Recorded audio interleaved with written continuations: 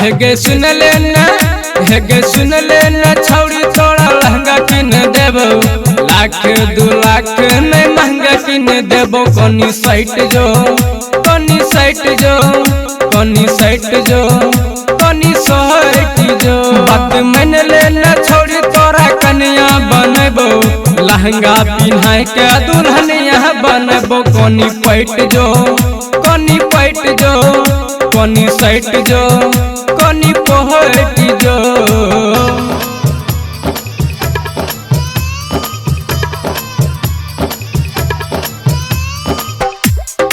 महबूब recording studio मेरी चौक सिंहेश्वर।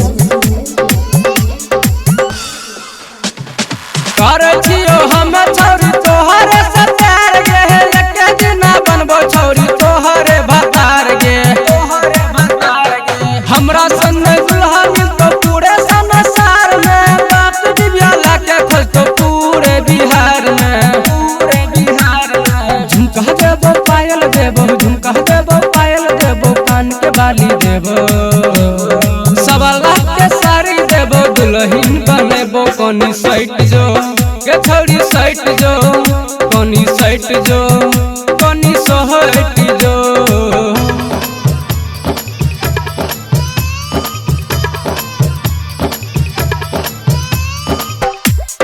महबूब recording studio मेरी चौक सिंहेश्वर। मंगिया में तोहरा के सेनुरा सजई बहु, बात के अपना के पुतहु बनैबो। सपना सजना छिए अपना बनैबो, तोहरे के संग में है घरवा बसैबो। सिंहेश्वर के मेलावा में सिंहेश्वर के मेलावा में झूलावा झूलेबो। जियो वाला चोली देबो, पटना घुमेबो। कनी साइट जो कनी साइट जो कनी साइट जो कनी साइट जो।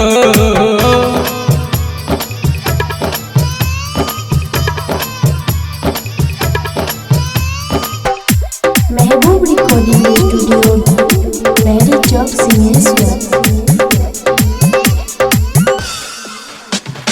सिंटू राजा परवेश प्रेमी बना तो भतार गे, बाबालू बिहारी छौड़ी करतो खूबे प्यार गे, करतो खूबे प्यार गे। सिंटू राजा परवेश प्रेमी बना तो भतार गे, बाबालू बिहारी छौड़ी करतो खूबे प्यार गे, करतो खूबे प्यार गे।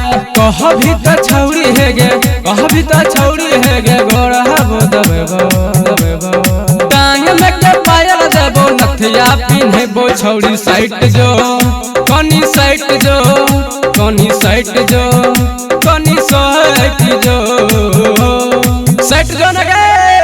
महबूब रिकॉर्डिंग स्टूडियो मेरी चौक सिंहेश्वर।